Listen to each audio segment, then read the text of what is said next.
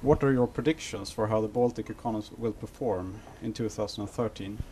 Well, I think they will grow slightly lower than in 2012, but they're slowing down from a high base. They were actually surprising economies throughout the year in 2012, constantly beating predictions, and they were ended the year as the highest growing economies in the European Union. So there will be a slowdown, but from a relatively high base.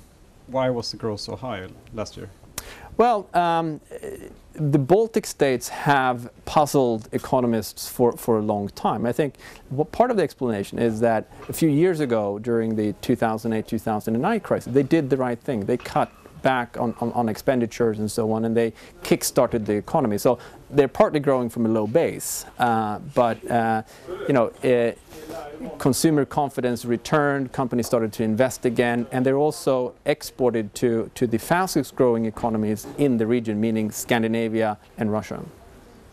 What are the most important drivers for the Baltic economies likely to be this year? Well, exports will play a role. These are small open economies, so and that the global economy, we think, will accelerate slightly in 2013, will help exports. The Russian economy is likely to stay strong. Scandinavia is probably a little bit weaker, but exports will play a role. But increasingly also consumption. We've seen how, as I mentioned, consumption has returned and are likely to stay at decent levels in 2013.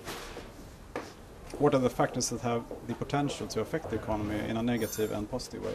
Well, obviously the neighboring countries. If there is a sharp slowdown, or sharper than we expect slowdown in Scandinavia or Russia or Germany, that will have a negative impact. Now, but also, of course, what they're doing in terms of reforms within the countries. But I'm not so worried there, because the last couple of years we've seen a very responsible economic policy, and both Latvia and Lithuania are actually very set to join the Eurozone. So they have to keep their public expenditures in check and public finances in control in order to qualify to join the Eurozone. And when do you think they will join? Well, Latvia will most likely join in 2014 and Lithuania in 2015. What other risks do you see in the Baltic economies right now? I don't see any major risks apart from what's happening in the rest of the world, because even though the tail risks, the worst case scenarios, have been reduced quite dramatically, in the Eurozone, but also in the US lately, there's always a risk that nervousness resurfaces, that the risks resurface in the Eurozone. And the Baltic economies, as I mentioned before, are small and open. They tend to be very much integrated with the global economy. So any downside surprises will affect the Baltic economies a lot. I don't expect any major negative surprises domestically from these economies. What's the long-term growth prospects for the Baltics?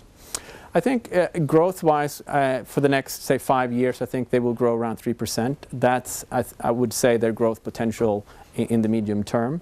They are middle income, they're integrating with Europe, they're becoming more modern. Other emerging economies may grow 7, 8, 9%, but they're low income. And for middle income economies like the Baltics, I think 3, maybe 4% is the potential. Thank you. Thank you.